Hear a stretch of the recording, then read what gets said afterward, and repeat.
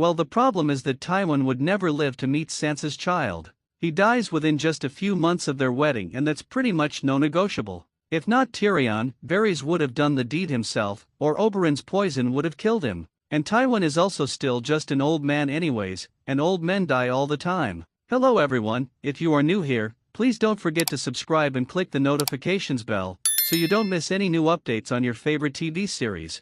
He'd be somewhat kind since it's his grandson, but he would hardly be the figure of grandfatherly affection that Ned would be. Tyrion and Sansa's children would have roughly a 50-50th chance of being dwarfs themselves. If we assume that the child was an average height man, Tywin would probably treat him in much the same way he treated Cersi's children. A Lannister/Stark grandchild would be a valuable asset, perhaps not as beneficial to House Lannister as the royal children, but the Lannisters have no real blood connections to the vast north. Tywin would never be a warm, loving grandpapa. I don't think he's capable of that. Even if Joffrey had been, well, Tom and sweet and heir to the throne, he'd still be somewhat cold and probably a bit scary. If the child was a dwarf, Tywin would probably ignore him until he did something to displease Tywin, at which time he would berate the boy, bemoan his own bad luck and hope for better luck next time. What is important to Tywin Lannister?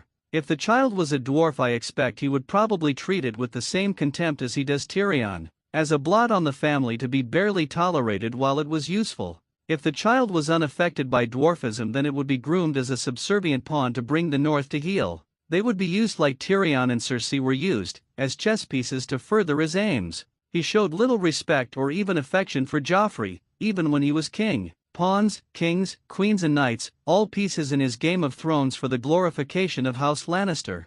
Thanks for watching. Please don't forget to like this video and drop comments, and most importantly don't forget to subscribe and hit the notification bell so you don't miss anything.